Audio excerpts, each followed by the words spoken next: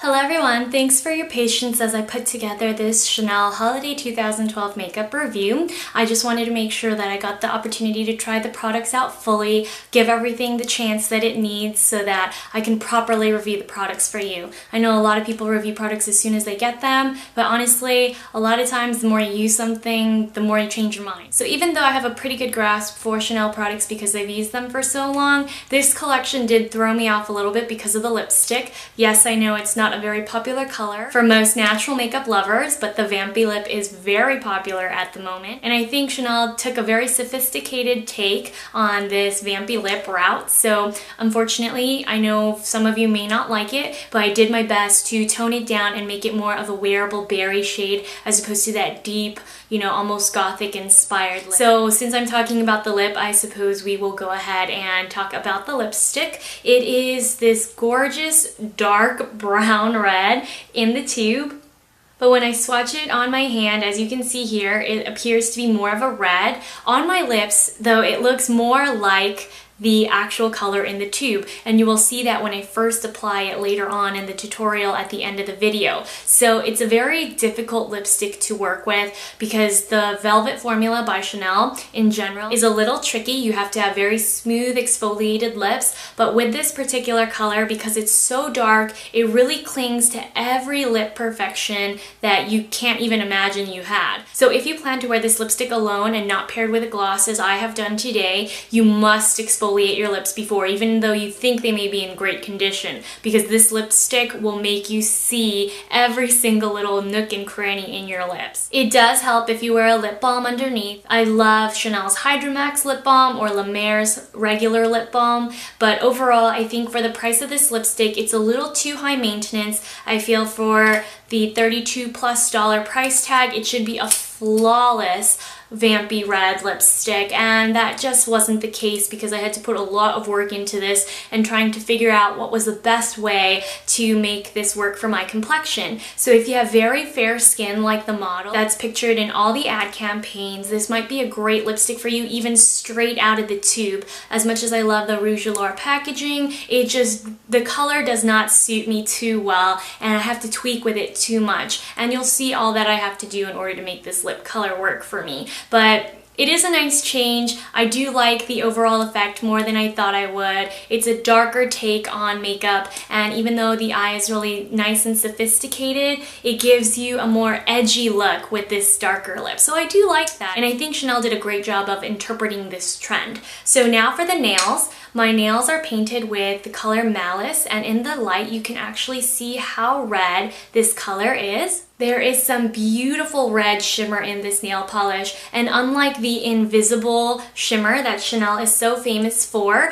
Malice number 637 has visible shimmer in every lighting. It looks really dark, nearly black in some lights, but in the sunlight or in even regular fluorescent lighting, you will be able to see that it's a deep red with ruby red shimmer. And I love this. I think it performs really well. It's super easy to apply, almost opaque in one coat. And I've been wearing it for several days now. And all I see is some minor tip wear because I didn't use a base coat. And generally for a base coat, I use Deborah Lippmann's Rehydrating Base, which is a translucent green color. And that tends to work really well with the Chanel nail polishes. For top coat, I've used Deborah Lippmann's Addicted to Speed, but I do think Butter London's Hardwear top coat works a little better with these Chanel polishes if you want them to be longer lasting. So I highly recommend Malice, and I only recommend the Rouge Allure Velvet in number 307, unless you are absolutely desperate for a high-end deep red, almost purple matte lipstick. Otherwise, I think you can work with a lot of lip pencils like Night Moth by MAC, and I think that's a pretty good alternative to this very expensive lipstick. And you guys know how much I love Chanel, but I think for something as trendy as this really vampy lip, you can go with a more affordable option and it will look just as nice. So now for the last piece that I purchased from the holiday collection, which is the eyeshadow palette. I really love this palette because it reminds me of Chanel's holiday release from last year. And it had the same quilted pattern. It's a brown eyeshadow palette and it's gorgeous. I still have it and I wear it all the time, but I feel like this one was a great rendition for those who wanted an alternative to just a typical brown palette. Chanel does brown and neutral wearable palettes the best, I believe. I just find that I reach for them most of the time. Like my favorite neutral eyeshadow palette is Chanel Raeview, which is actually, I believe, a Nordstrom exclusive. But you can get this one at every Chanel counter and I do highly recommend it. I don't love it as much as I love the Malice nail polish, which is probably now one of my favorite Chanel nail polishes of all time. But I do think if you want an alternative to a brown eyeshadow quad, then this is a great way to go because it's very wearable. I don't actually like pinks in my eyeshadow palettes because I don't tend to reach for them, but this pink is very wearable, not overly frosty, and it's not too bright. So overall, I love the palette, and I do believe that this Harmonie du Soir in the Regard Signe de Chanel palette style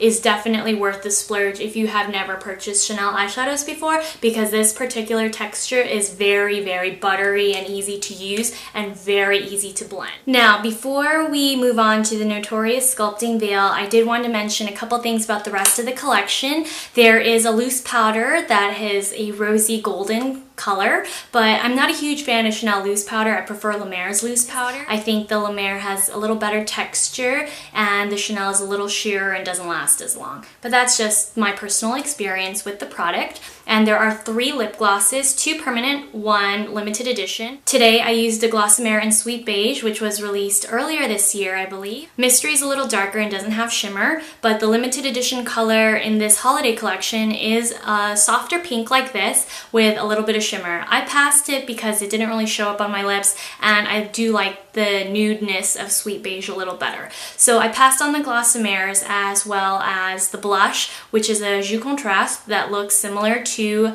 this Notorious Sculpting Veil. It's packaged the same way, baked in this round pan. But as much as I love the color on my skin, even though I am now back to B30 in Chanel's foundations, it still looks too much like a highlighter. I don't feel like it was worth the money because I have pink highlighters that I can use. The shimmer is gorgeous though. So if you're of a fair complexion or if you're a really dark tan complexion, then I highly recommend it because either skin tone you will be able to see the color on your face. But if you're slightly light medium to medium, you won't see the effects of it. So I do recommend you pass on that and stick to either the nail polish or the eyeshadow quad or even this sculpting veil right here instead. So now speaking of this, let me just tell you now that the bottom line is that I absolutely love it. This was singularly released. It was not part of the collection at all. It's not part of Holiday 2012, but it launched just before on Chanel.com and I purchased mine through a specialty Chanel makeup boutique. There's one in Seattle through Nordstrom, and their area code begins with 212. It's the location downtown, the flagship Nordstrom. So you can call them, or you can call the Fashion Valley Nordstrom in San Diego, and you can ask for this as well. So they ship it to you for free if you live far away, or if you don't want to order through a Nordstrom, you can order through Chanel boutiques. I believe the one in Vegas still has several of these that you can order and they can ship it to you, but I don't believe shipping is free. So you know, take advantage of the Nordstrom free shipping and call Seattle or call San Diego. So even though it may not be part of Holiday 2012, I think it goes really well with the holiday collection because when you wear a vampy lip, unless you're very fair, you need to contour. You need to have shape to your face so that the dark lip doesn't overwhelm everything else you're wearing on your face and even your clothes. So when I put this on, it completely changed how I felt about this particular lip color. When I first wore this alone, I thought, oh my gosh, this is the most hideous lip color I've ever worn. And when my best friend walked through the door, she kind of gave me this face like, what lipstick are you wearing? I mean, it was almost close to the time where I was wearing an orange lipstick and it was just absolutely horrendous for my skin tone. And it was almost that same reaction. But now I feel like with the contour, with the lip gloss on top of the lipstick, it looks a lot more wearable and the look is complete as opposed to wearing the lipstick alone does not do well. And now back to the review of Notorious itself. It is a very gray powder, and so you do not wear this as blush. I received a lot of questions about this because people think since it is packaged the same way as Jus Contrast blushes that it must be a blush. It's not. It's not like the Dolce & Gabbana, the blush and tan that I use all over my cheeks to give a sculpted. This is specifically meant to be used in very, very small doses. If you want to contour your nose, you can use an eyeshadow brush. This one is just by Sigma, and I like to take this down the nose just like this. In the video, in the tutorial at the end, I just used my Suicune blush brush. You can use any small blush brush that comes to a point and pop it right into your cheekbones, which is exactly what I did. I do believe Notorious pairs much better with blushes than when worn alone. When you wear it by itself, it just looks a little too stark and a little too contrived. But when you mix it with a blush, it looks much more natural and it blends in better. So as much as I like my Kevyn Aucoin Sculpting powder in medium, I feel like this one looks muddy in comparison. And unless you're very careful with the way you apply this Kevyn Aucoin powder, I think as long as you have a light hand, this one is actually going to be better for you because Notorious is still easy enough to use because the powder is pigmented, but it's still fine. You can still blend it across your cheek. Whereas with the Kevyn Aucoin, it's a really densely pigmented powder. So if you make one wrong move with your brush, you have to start over. I mean, it is tough to get this stuff off. So don't be afraid of how gray it is in the pan, because the only reason why I hesitated to purchase this product was because my skin tone is so yellow. I thought it would contrast too much, but again, when paired with blush, it works beautifully. So that is it for my review, and I hope I addressed as many of your questions as possible. Again, I know this look might not be everyone's cup of tea, but it's definitely something different, and sometimes different can be better, just so that we have more variety to share on this channel. So if you decide to give the vampy look this winter a try, best of luck. Have fun. It's the holidays. You can try whatever you want as long as you make it work for your skin tone and your personal preferences. So happy shopping, and now here we go with the tutorial. For my base, I used the Vita Lumiere Aqua, and I'm using B30, so I'm back down to my normal shade of 30 and not 40 when I'm tan. But this is the foundation by itself, and I've used it several times so you can see a full application in any of my other Chanel videos, so I'm just going to go ahead and powder. As always, the full list of products that I used can be found on my blog, which is always linked and listed down below in the description box. Now for the eyes, I'm going to start with priming my lids, and generally I don't apply a brow bone highlight, but today I'm going to. So you want to take the eyeshadow primer all the way up to the brow bone. Now we're going to start with our eyeshadow quad for the season. I'm going to pick up the pink with a flat Chanel shader brush, and I'm just going to place this pink all over the lid and up the brow bone. I generally, again, don't wear a brow bone highlight, but we're going to use the pink all the way up to the brow bone. Using the same palette, I'm just going to flip the brush over and pick up the gold, and I'm just going to pop that into the inner corner, and this will add warmth to the pink. Then I'm going to take a small tapered blending brush and pack on the taupe, and I'm going to start sweeping the taupe all over the lid. And this is just going to be our first sheer wash of color, layering it with the pink. I also took a little bit more of the color on the brush, and we're going to place it right in the outer corner and blend it in with the gold. Now I'm going to take a Chanel blending brush and dip it into the warm plum. Now you're just going to add it to the crease to give some more dimension. You can use as much or as little of this color as you would like. Just make sure that if you use more, you blend carefully up the brow bone. Then I'm going to take the taupe one last time with the same brush we used. Layering the taupe one more time on top of the burgundy color will prevent your eyes from looking swollen and will just give your eyes that extra dimension of color that you can't get from just wearing one of these colors alone. Today I'm going to use Chanel's Automatic Pen Liner. And this is a liquid formula, but you can use whatever you desire. Just a slight thin flick. But as you can see, I'm keeping it pretty close to the lash line so that it's the eyeshadow that stands out and not the eyeliner. So I just cleaned up the liner off camera. As you can see, the flick is really thin and small. This provides a more rounded eye look, so it'll give that more innocent effect to pair with the really deep dark lipstick. So now I'm going to finish up the other eye and just add mascara and some false lashes. So I've prepped my upper lashes with mascara and I applied false lashes to my other eye. So today we're going to use Velour false lashes called Lash in the City, and they're going to give us that heavy fringe look that, because I don't have bangs as the model in the campaign ad does, it's going to emulate that sort of really heavy look around the eyes. Obviously, if you prefer a more natural look, you can opt out of the false lashes and keep the look simple with just mascara. And now that my false lashes are dry, I'm going to go in with my Lancome Hypnous Drama mascara. This is the Hypnous Drama waterproof version, and I'm going to give a really heavy lash look to my lower lash line as well with 1 or 2 coats of this awesome mascara. This is my Holy Grail favorite mascara. And now that both our upper and our lower lashes are full and voluminous, we're going to top off this wide-eyed look with white eyeliner. I'm just going to pick some up with a brush. I'm just going to gently pat it on my waterline. And sometimes I like to go through and just pat it right at the lash line, obviously not poking at my eye, but just to blend it in a little so that it doesn't look quite as harsh. It's really feminine and party appropriate. I think you could still wear this to work if you skipped out on the false lashes, but overall I really do like the palette. And now we're going to finish up the rest of the face with cheeks and lips, and using my CQ cheek brush or using whatever smaller cheek brush you have on hand, I'm just going to swirl it into the compact and dust off the excess, sucking my cheeks in like a little fish. That way you can identify where you want to place it.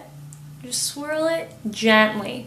You want to use very, very light hand with this powder because it's so gray. If you use too much, it can actually cast a very sickly looking gray tinge to your skin, especially if you're yellow toned like me. So you can already see what a huge difference that alone has made. And I feel like when you wear this product alone, it can look really stark, so wearing it with a highlighter or blush is absolutely necessary. Now you can use this to sculpt your nose as well, and I found it highly effective for that because you need so little product and just very, very light touches to actually shape your nose. That's how potent this particular powder is. And I can tell you already that it photographs beautifully. So because I passed on the blush Stardust, I believe it's called, for this holiday, I'm just going to use another light pink that I already have that actually shows up on my skin and is not just a highlighter. I believe this one is called Narcisse and it's been discontinued. I have the American version, but I believe the Euro version might still be available. So here's the contour,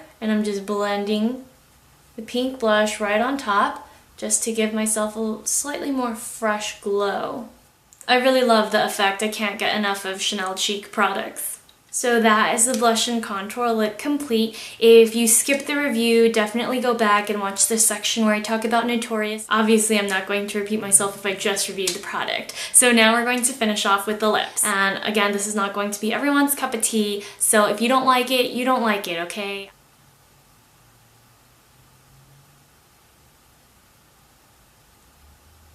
As you can see, this dark lip changes the entire feel of the makeup completely. But unfortunately, because it's so patchy, it doesn't look good when built up. So honestly, you have to wear this one sheerly or else your lips are going to look like a hot mess unless they're completely and beautifully exfoliated. So what I like to do is take my ring finger or middle finger and just rub the product into my lips. So I think that looks a little softer, the edges aren't so harsh, and the texture of the lipstick isn't so noticeable. I do have slightly dry lips, but my lips don't look like they're peeling, but this lipstick just accentuates any imperfection. So do keep that in mind, and that's why I'm going to top with a Glossimer called Sweet Beige. It's not mystery or allegory like launched in this collection, but this is a soft pink that's going to make my lips look nice and full. And again, it's going to tone down the color of the lipstick to make it just a little bit more palatable. I just think overall for the $32+ price tag, the texture just isn't where it should be, and you shouldn't have to layer it with a gloss when you're supposed to wear it as a truly matte lipstick. So that's just my take on it, but I hope you guys like the look. And again, you saw most of the tutorial without me having the dark lip on, so you could always, of course, wear a nude lip and it'll look much more classic and not trendy whatsoever, because I know this dark lip isn't really that popular with everyone. So I hope you guys enjoyed the review and found it helpful. Best of luck with all your shopping needs, and again, we'll have the YSL holiday up very soon, as well as the Tom Ford Fall 2012. So thanks so much for all your patience, everyone, and I hope to see you all very soon. Bye.